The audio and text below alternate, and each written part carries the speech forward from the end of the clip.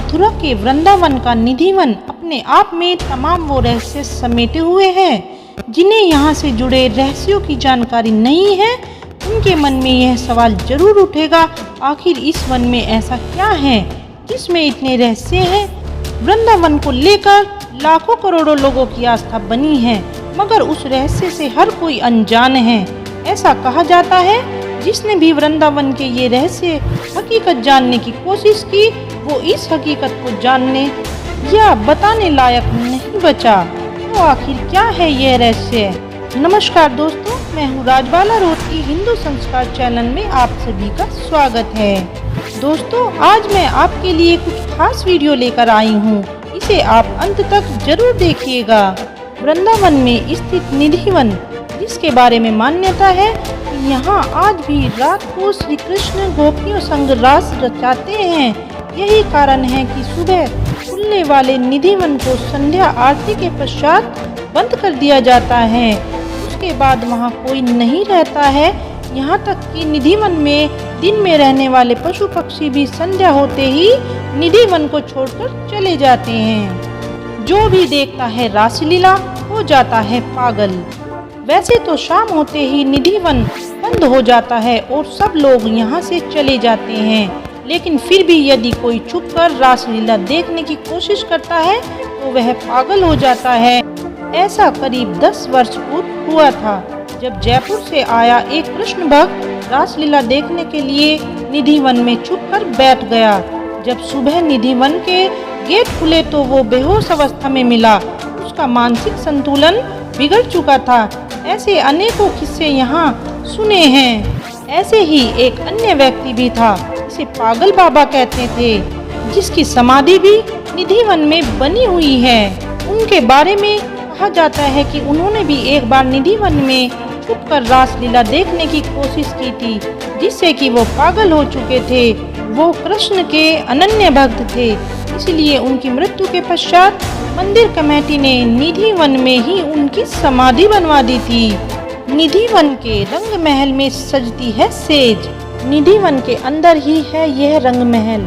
इसके बारे में मान्यता है कि रोज रात को यहाँ राधा और कन्हैया आते हैं। चंदन के पलंग को शाम 7 बजे से पहले सजा दिया जाता है। पलंग के बगल में एक पानी का लोटा, राधा जी के श्रृंगार का सामान और दातुन संग पान रख दिया जाता है। सुबह 5 बजे जब रंग महल का पट खुलता है तो बिस्तर अस्त व्यस्त, लोटे का पानी खाली, दातुन कुचली हुई और पान खाया हुआ मिलता है। रंग महल में भक्त केवल श्रृंगार का सामान ही चढ़ाते हैं और प्रसाद रूप में उन्हें श्रृंगार का सामान ही मिलता है। मित्रों, निधि वन के पेड़ बढ़ते हैं जमीन की ओर। निधि वन के पेड़ भी बड़े अजीब हैं। जहाँ हर पेड़ की शाखाएं ऊपर की ओर बढ़ती हैं, वही निधि वन के पेड़ों की शाखाएं नीचे की ओर बढ़ती हैं। हालात यह भी है कि रास्ता बनाने के लिए इन पेड़ों को डंडों के सहारे रोक दिया जाता है। और कहा जाता है तुलसी के पेड़ बनते हैं गोपियाँ। निधि वन की एक अन्य खासियत भी यहाँ के तुलसी के पेड़ हैं। निधि वन में तुलसी का हर पेड़ जोड़े में है।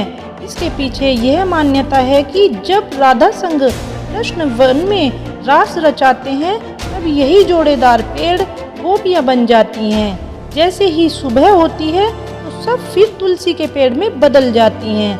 साथ ही एक अन्य मान्यता यह भी है कि इस वन में लगे जोड़े की वन तुलसी की कोई भी एक डंडी नहीं ले जा सकता। लोग बताते हैं कि जो लोग भी ले गए वो किसी न किसी आपदा का शिकार हो गए, इसलिए कोई भी इन्हें नहीं छूता। वन के आसपास बने मकानों में नहीं है खिड़कियाँ। वन के आसपास बने मकानों में खिड़कियाँ नहीं हैं। यहाँ के निवासी बताते हैं कि शाम 7 बजे के बाद कोई इस वन की तरफ नहीं देखता। जिन लोगों ने देखने का प्रयास किया वो अंधे हो गए। फिर उसके ऊपर देवी आपदा आ गई। जिन मकानों में खिड़कियां हैं भी, उनके घर के लोग शाम 7 बजे मंदिर की आरती का घंटा बजते ही बंद कर लेते हैं। कुछ लोगों ने तो अपनी खिड़कियों को ईंटों से बंद करा दिया है। दोस्तों, वंशी चोर राधा रानी का मंदिर भी है यहाँ। निधि वन में ही वंशी चोर राधा रानी का मंदिर भी है। यहाँ के महंत बताते हैं कि जब राधा जी को लगने लगा कि कन्हैया हर समय बंसी ही बजाते रहते हैं, उसी तरफ ध्यान रखते हैं, तो उन्होंने उनकी बंसी चुरा ली थी। इस मंदिर में कृष्ण जी की सबसे प्रिय गोपी ललिता जी की भी मूर्ति राधा जी के साथ है। निधिवन का विशाखा कुंड। निधिवन में स्थित विशाखा कुंड के बारे में कहा जाता है कि जब भगवान श्री कृष्ण सखियों के साथ रास रचा रहे थे, तभी एक सखी विशाखा को प्यास लगी। कोई व्यवस्था न देखकर श्री कृष्ण ने अपनी बंसी से इस कुंड की खुदाई कर दी, जिसमें से निकले पानी को पीकर विशाखा सखी ने अपनी प्यास बुझाई।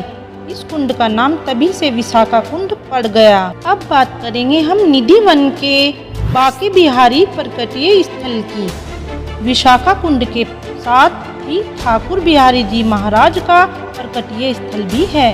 कहा जाता है कि संगीत सम्राट एवं ध्रुपद के जनक स्वामी हरिदास जी महाराज ने अपने स्वरचित पदों का वीणा के माध्यम से मधुर गायन करते थे, जिसमें स्वामी जी इस प्रकार तमन्य हो जाते थे कि उन्हें तन मन की सुधि भी नहीं रहती थी। बांके बिहारी जी ने उनकी भक्ति संगीत से प्रसन्न होकर उन्हें एक दिन स्वप्न में बताया कि मैं तो तुम्हारी साधना स्थली में ही विशाखा कुंड के समीप जमीन में छिपा हुआ हूँ। स्वप्न के आधार पर हरिदास जी ने अपने शिष्यों की सहायता से बिहारी जी को वहां से निकलवाया और उनकी सेवा पूजा करने लगे।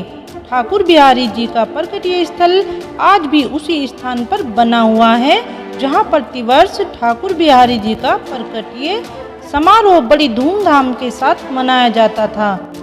कालांतर में ठाकुर बिहारी जी महाराज ने नवीन मंदिर की स्थापना की और प्रकटीय मूर्ति को वहां स्थापित करके आज भी पूजा अर्चना की जाती है, जो आज बांके बिहारी मंदिर के नाम से प्रसिद्ध है। आज के लिए इतना ही दोस्तों। कहते हैं जो एक बार वृंदावन धाम चला जाता है, उसे बार बार जाने का मन करता है।